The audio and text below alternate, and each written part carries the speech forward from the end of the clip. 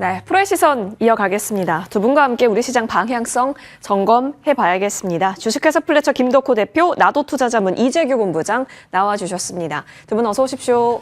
안녕하세요. 예, 반갑습니다. 자, 현재 아시아권 시장 모두 하방 압력 강하게 받고 있습니다. 그도 그럴 것이 미장에서 흔들리니까 전반적으로 투심이 악화될 수밖에 없습니다. 엔비디아가 8%, 그리고 필라델피아 반도체 지수가 6% 빠져 있는 상황 속에서 지금 여러분은 어떤 포지션 취하고 있는지요? 외국인이 선물 쪽을 현재 1조 6천억 원 넘게 순매도 우위가 펼쳐지고 포지션이요. 그리고 개인 같은 경우는 꽤 엄청 많이 남네요. 1조 8천억 원 넘게 매수세로 지금 대응하고 있는 시장입니다. 지금 매수 가담하는 것에 있어서는 어떤 판단을 내려봐야 좋을까요? 지금 뒤에 좀 무섭게 써 내려져 있긴 합니다. 대세 하락이 시작되는 건지, 급하게 내렸기 때문에 급하게 올라올 수 있는 가능성까지 열어둬야 하는 것인지 다양한 시나리오 있을 것 같은데요. 김덕호 대표님. 일단 미증시가 출렁인다라는 것이 사실 찜찜한 구석이긴 했습니다만 시나리오를 어떻게 보고 계세요? 일단 뭐 오늘 이제 발표가 됐던 지표들 내용들과 그리고 이제 또 당장 이제 발표가 예정이 되어 있는 PCE 지표 이것들을 이제 우리가 좀 종합적으로 보실 필요가 있는데 저는 일단 미국 시장 같은 경우에는 이제 오늘 좀 차익 매물을 좀 공격적으로 나올 수는 있겠다라고 생각하지만 글쎄요, 한국 증시 같은 경우는 조금 너무 과잉 반응이다라는 생각도 들기도 해요. 제가 이렇게 말씀드리는 원인이 일단 뭐 우리가 그동안에 미국의 대표적인 어떤 기술주로 얘기했던 뭐 엔비디아를 비롯해서 뭐 팔란티어까지 굉장히 많은 IT 기업들의 주가가 낙폭을 크게 보였어요. 그만큼 이제 PC 물가가 이제 생각보다 그렇게 좋지 않을 것이다. 그리고 여전히 아직까지는 물가의 부담이 있는 상황이지만 연준에서도 쉽게 금리를 잘 내리지 않는다라는 뉘앙스 때문에 지금 이제 미국에 있는 많은 기업들이 지금 상당히 좀 어려움을 겪을 것이다라고 예상을 하고 있는 것 같은데요. 일단 우리가 이 주식을 투자를 하는 입장에서 봤을 때면은 가장 중요한 거는 지금 현재 이 주가가 과연 이 시장성을 정말 정밀하게 대변을 하고 있느냐를 항상 떠올려 보셔야 됩니다. 그런데 이번에 이제 4분기 GDP가 이제 후퇴를 하게 됐죠. 자, 그러면 이제 어떤 현상이 나타나냐? 지금 자막에서 보시는 것처럼 이 버핏 지수, 그러니까 전체 증시의 시가총액을 이제 GDP로 나눈 것입니다. 근데 이제 미국 같은 경우에는 올해 1월만 하더라도 200%를 이미 초과를 한 상황이고요. 뭐 한국 같은 경우에는 뭐 지금 겨우 한 100% 조금 넘는 정도의 수준밖에 되지는 않습니다. 그 말은 지금 미국의 시가총액은 GDP에 대비했을 때 2배 이상 거래가 되고 있는 기업들이 굉장히 많다라는 뜻이고요. 그러니까 그만큼 우리가 성장성이 계속 이제 유효했을 때 이것을 좀 더 기대를 할 수 있겠지만은 아무래도 이제 4분기 GDP가 초기 이제 예상했던 대비에 비해서는 조금 후퇴를 하는. 그러니까 이제 사전 발표에 대비했을 때는 조금 못 미치는 형량이 나오다 보니까 부랴부랴 이제 좀 겁을 먹었다라고 생각을 하고 있습니다. 뭐 아시겠습니다만은 뭐 분자와 분모 중에서 분모가 줄어들면은 상대적으로 값이 커지는 것처럼 느껴지는 착각이 일어나기 때문에 미국 증시에서는 좀 공격적으로 대응했다라고 볼 수 있을 것 같고요. 그럼 이제 우리나라 증시 같은 경우에는 오히려 너무 이제 큰 걱정을 할 필요는 없긴 하겠습니다만은 이제 문제는 우리가 이제 수출을 하는 입장에서의 국가다 보니까 이 미국 증시와의 커플링은 우리가 마냥 무시할 수는 없다라고 말씀드릴 것 같습니다. 오늘 이제 일본 같은 경우에도 이제 니케이 지수가 이제 니케이 지수 225가 3% 정도 빠지고 있는데 실제로 일본 증시 같은 경우에도 GDP 대비해서는 약 130% 정도 버핏 지수가 좀 더 높게 지금 평가가 되어 있습니다. 그러다 보니까 아무래도 이제 수출 자체에 대한 부담이 조금 많이 완연된 오늘 시장이다. 그렇기 때문에 우리가 내수 쪽에 강한 기업들도 한번 돌이켜 볼 때가 되지 않았나라고 요약을 드리겠습니다. 그러게요. 지금 사실상 지수의 하락률이 3%가 넘어가는 건데 지금 아시아권으로 봤을 때 꽤 크게 나오고 있는 거긴 합니다. K증시. 다시 여기서 하방을 그려가는 건가? 많은 고민들이 있으실 텐데요. 결국 미국 눈치도 보긴 해야겠죠? 이재규 본부장님, 네. 오늘 근데 연준이 좋아하는 지표 발표가 된다라고 하면 인플레 이슈 그리고 관세 이슈, 우리가 늘 알고 있었던 이슈가 또 악재로 입히냐 호재로 입히냐 그 싸움인 거잖아요. 그쵸. 그러면 이 눈치는 어떻게 보아야 할까요? 일단 뭐 PCE 지표 발표를 앞두고 있는데 사실 저는 PCE 지표가 어떤 식으로 움직이던 간에 더 중요한 것은 PCE 지표 발표 이후의 미증시의 방향성이라고 생각을 하고 있습니다. 사실 우리 시장이 지금 1+1은 2인 것처럼 이렇게 우리 시장뿐만 아니라 미증시 같은 경우도 교과서에 나와 있는 대로 주가의 변동성이 나오고 있지 않은 상황이기 때문에 PCE 지표가 나온 이후에 그것을 어떻게 해석하느냐가 굉장히 중요할 것 같습니다. 다만 제가 말씀드리고 싶은 것은 지금 시장에서 조금씩 나오고 있는 이야기가 바로 스태그플레이션에 대한 이야기인데 실제로 미국에서 스태그플레이션이 있었던 적이 거의 없습니다. 그래서 우리가 너무 걱정할 필요는 없다라는 말씀을 좀 드리고 싶고요. 추가적으로 저 같은 경우는 작년 7월 달에 우리나라 시장이 좀 꺾였을 때 굉장히 좀 경계해야 된다라는 말씀을 많이 드렸었거든요. 근데 당시와 지금 우리나라 시장이 레벨 자체가 좀 다르기 때문에 지금 이제 우리나라 시장이 오늘 많이 밀림으로 인해서 PBR 0.9배 수준까지 지금 내려오고 있는 상황이거든요. 이렇게 된다라고 한다면 저는 그래도 좀 과한 하락이 아닐까라는 말씀을 드리고 싶고요.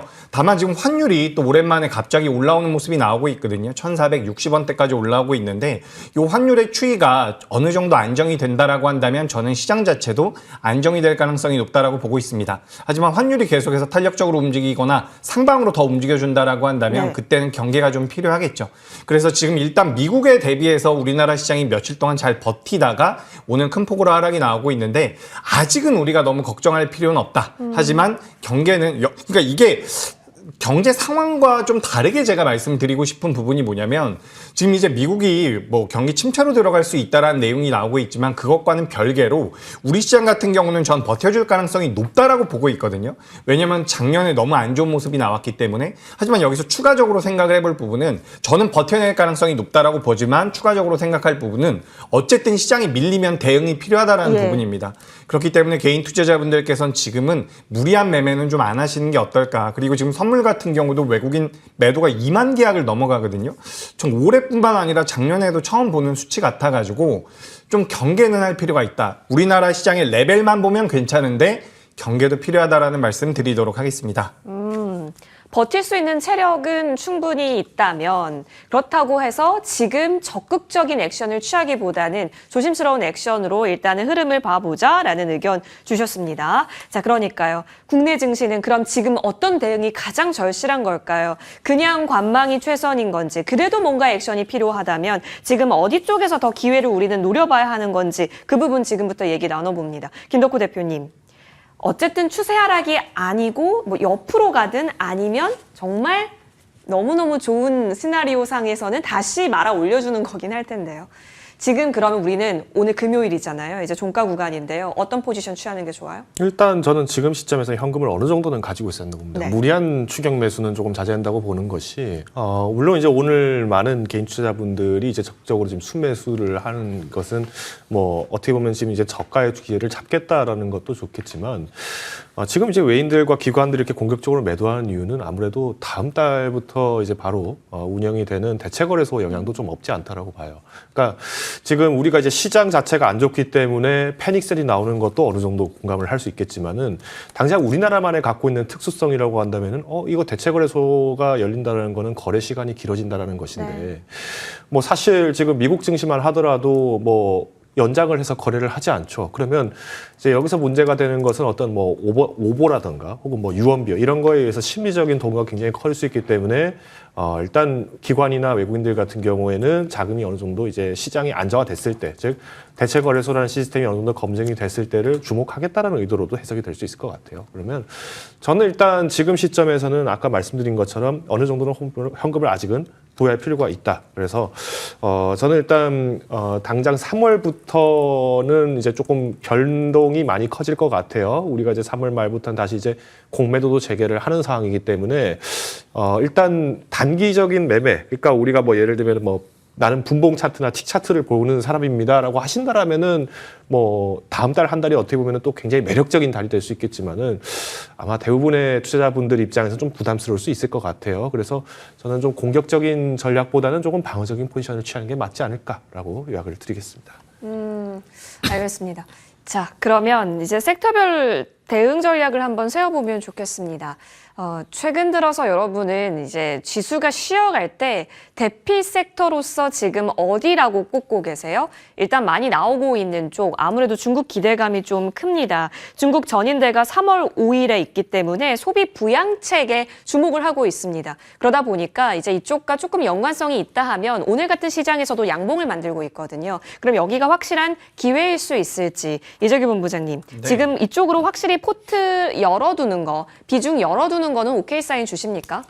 네, 그렇죠. 이제 중국과 관련되어 있는 기업들 같은 경우는 기본적으로 굉장히 오랫동안 쉰 섹터가 많이 있습니다. 네. 물론 엔터 같은 경우는 중국과 관련되어 있는 내용들이 부각되기 전부터 어느 정도 올라오는 모습이 나왔지만 지금 뭐 화면에 보시는 것처럼 의류라든지 화장품이라든지 이런 섹터들 같은 경우는 상대적으로 소외됐었던 기간 자체가 길기 때문에 어떻게 보면 매수함에 있어서 가격적인 메리트가 좀 있다라고 보시면 좋을 것 같아요.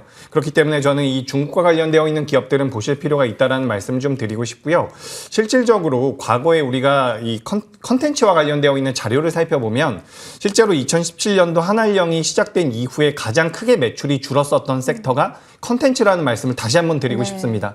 그러면서 최근에 이제 스튜디오 드래곤이라든지 몇몇 기업들이 좀 탄력적인 모습들을 보이고 있는데 이런 흐름을 놓고 본다라고 한다면 어쨌든 낙폭이 과하기 때문에 지금 매수를 한다라고 하더라도 뭐 단기적으로 좀 올라왔다라고 하더라도 중장기적으로 너무 많이 밀려 있는 상태이기 때문에 중국과 관련되어 있는 기업들 같은 경우는 저는 여전히 좀 매력적이지 않나라는 말씀을 드리고 싶습니다. 다만 엔터 같은 경우는 주가가 좀 올라온 면이 분명히 있기 때문에 주가가 좀 밀렸을 때 분할 매수의 관점으로 보시는 게 어떨까라는 말씀을 드리고 싶고요. 저는 개인적으로는 컨텐츠 쪽을 굉장히 좋게 보고 있고요. 그리고 우리가 좀 긴 시계열로 놓고 본다라고 한다면 결국에는 미국에서 중국을 규제하는 것이 어떻게 보면 중국 쪽에서의 이런 중국 쪽에 대한 중국이 지금 잘하고 있는 분야에 대해서 우리나라 기업들이 반사이익을 받을 수 있는 게 있거든요.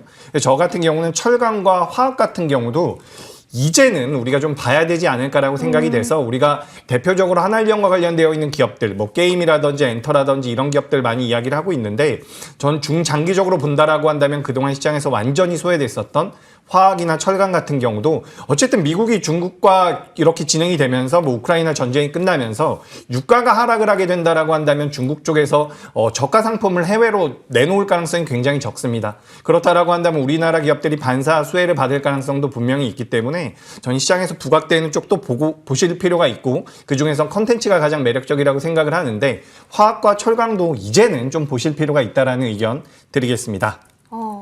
컨텐츠 많이 눌린 만큼 이제는 서름을 털고 오히려 좀 더 탄력적인 기대를 해볼 수 있는데 지금 그 기대가 나오고 있는 상황이잖아요. 그러면 추가적으로 확산 노려볼 수 있는 쪽은 철강 쪽 그리고 화학 쪽이다라는 부분까지 아이디어 챙겨보시면 좋겠습니다.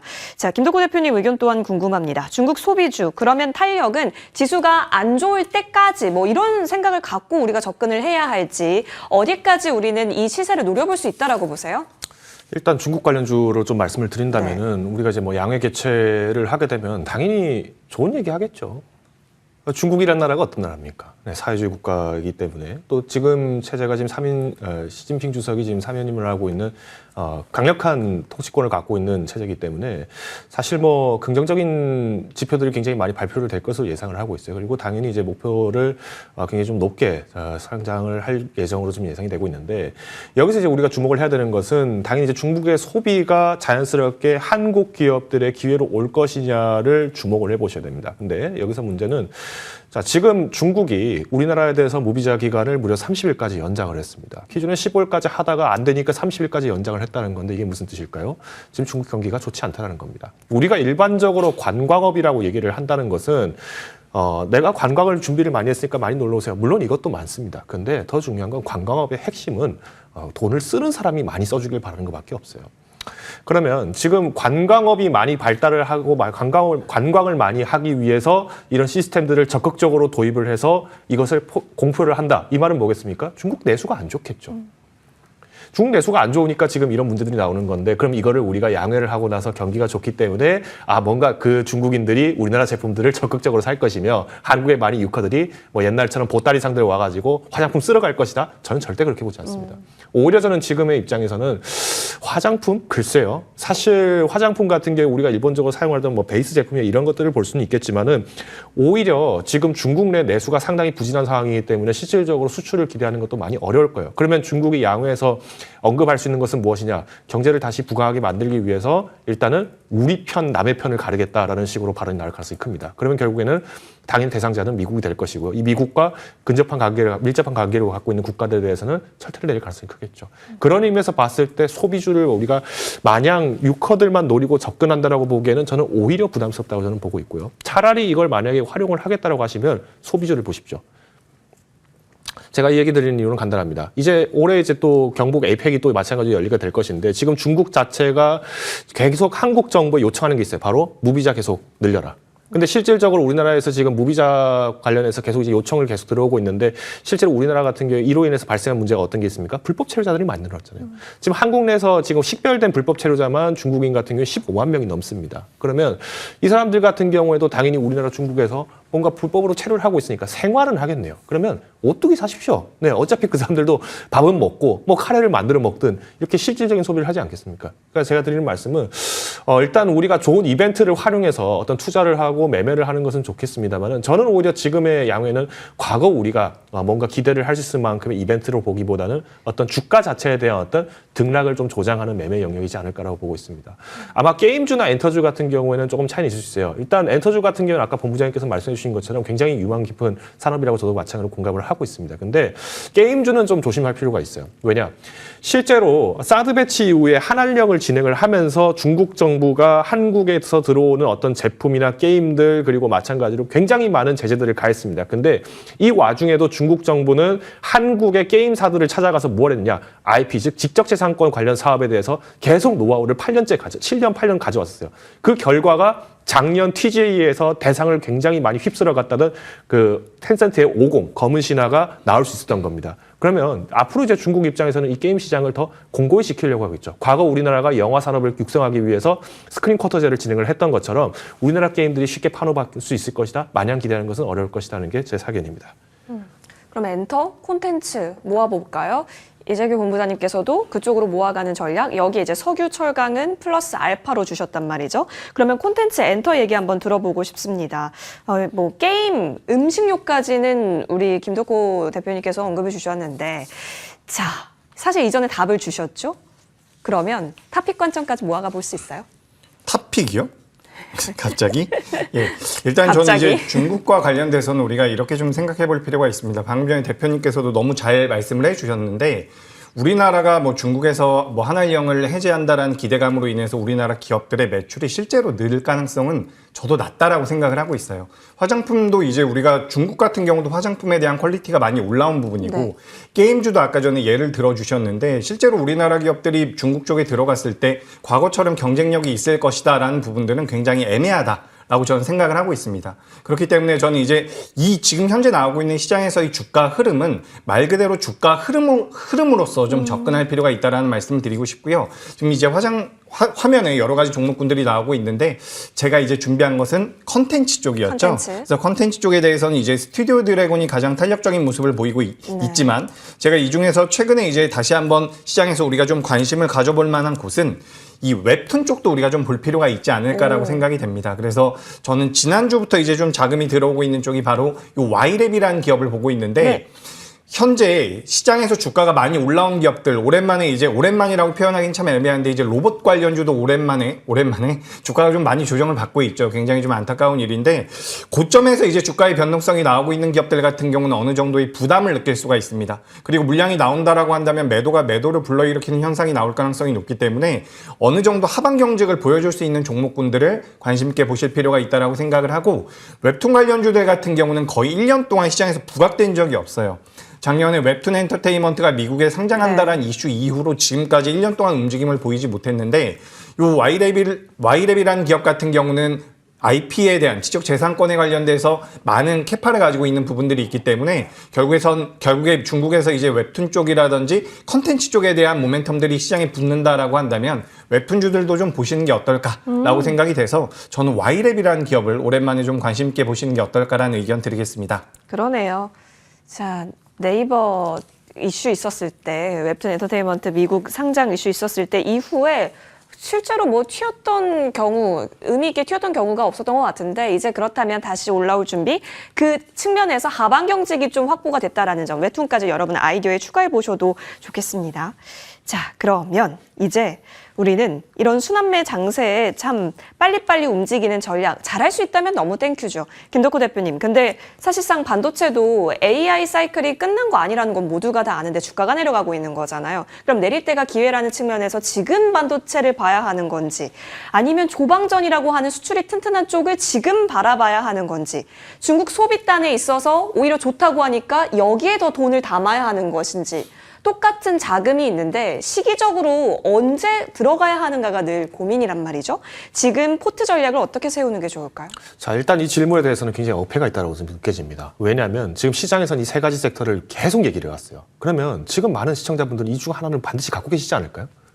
거의 제 생각에는 이 세 개 중 세 섹터에서 한 종목씩은 하나씩은 담고 계실 것 같은데 지금 오늘 이제 시장이 하락을 했기 때문에 내가 지금 예를 들어서 현금 비중이 한 20% 정도 있으니까 이 세 개 섹터 중에서 어디를 또 더 추가 매수를 할까? 이렇게만 본다라고 하면은 그럼 만약 이 섹터가 다시 이제 조정 매수가 나왔을 때는 그때는 여력이 쉽지가 않겠죠.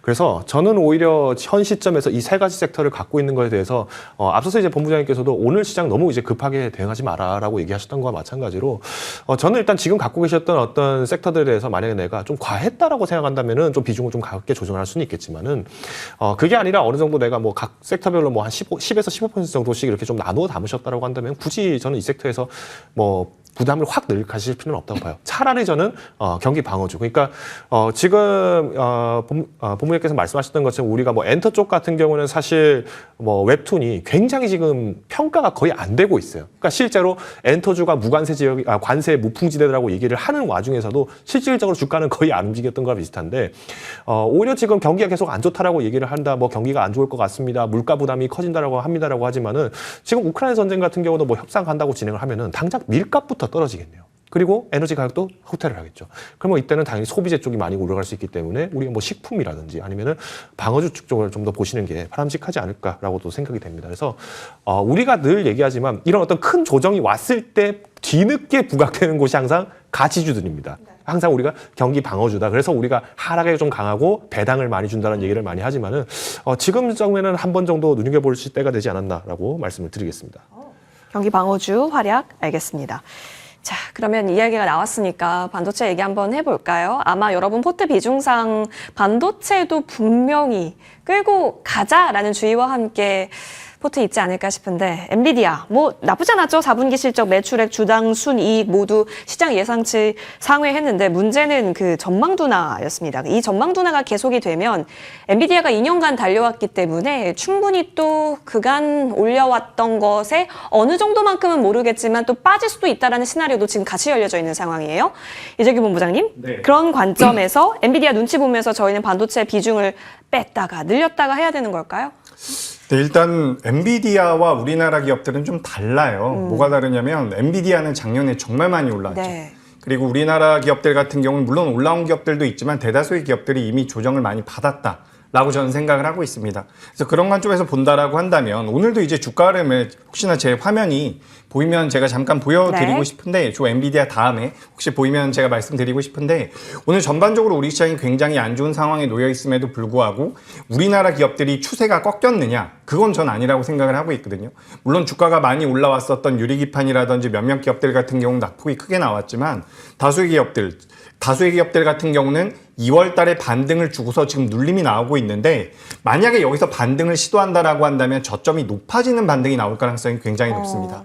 그래서 우리가 지금도 시장에서 보시면 삼성전자보다 SK하이닉스가 좀 더 낙폭을 크게 키우고 있는데 아무래도 HBM 쪽에 대한 모멘텀으로 인해서 주가가 많이 올랐었던 쪽들 같은 경우는 엔비디아의 영향을 좀 더 많이 받고 있는 것 같아요. 하지만 반대로 그동안 많이 못 움직였었던 레거시와 관련되어 있는 기업들 같은 경우는 올라온 부분이 적기 때문에 하반 경직은 좀 더 단단하게 나올 가능성이 높다라고 보고 있습니다. 그래서 오늘도 제가 이제 지금 보니까 이제 원익 IPS 같은 대표적인 레거시 기업 그리고 삼성전자향 기업들 같은 경우는 현재 양봉이 나오고 있는 상황이거든요. 물론 주가가 빠지고는 있지만 양봉이 나오고 있다는 것은 우리가 주식을 매매할 때 어쨌든 안정성도 봐야 되는 거죠. 하방 경직을 만들어주느냐 여부를 봤을 때는 전 삼성전자라든지 레거시 같은 경우는 좀 매력적이지 않나라고 생각을 하고 있습니다. 시장이 너무 폭력적으로 빠지다 보니 많은 투자자분들께서 굉장히 긴장을 긴장을 하실 것 같은데 최근에 이제 우리나라에서도 칩스법이 진행이 됐죠. 그래서 뭐 공장 증설이라든지 설비 투자를 하는 기업들에 대해서 뭐 세액 공제를 해주겠다라는 내용들이 나오고 있습니다. 그렇다라고 한다면 2025년도, 지금 2025년도인데 2027년도가 돼야지 용인의 그 반도체 클러스터가 활성화될 것이다라는 분석이 나오고 있거든요. 그렇다라고 한다면 2025년도, 6년도 계속해서 이 전공정 쪽에 대한 발주가 진행될 가능성이 높다라고 보고 있기 때문에 그런 부분들을 우리가 이제 투자 포인트로 잡아본다면 당장의 단기적으로야 유리기판이라든지 HBM이 더 뜨겁게 움직일 수가 있겠지만 중장기적인 관점에서는 저는 레거시 쪽도 보실 필요가 있지 않을까. 그리고 엔비디아 같은 경우는 어쨌든 작년에 너무 많이 올라왔기 때문에 작년 같은 퍼포먼스는 올해 굉장히 어렵지 않을까라는 의견 추가적으로 드려보도록 하겠습니다. 그렇죠. 엔비디아가 갔었을 때 HBM의 눈부신 기세 우리도 함께 경험을 했습니다. 물론 더 가는 방향이기 때문에 가겠지만 레거시단에 있어서도 중장기적인 흐름 놓치지 않아야겠습니다. 두 분과 함께 얘기 들어봤고요. 여기서 보내드립니다. 나와주셔서 고맙습니다.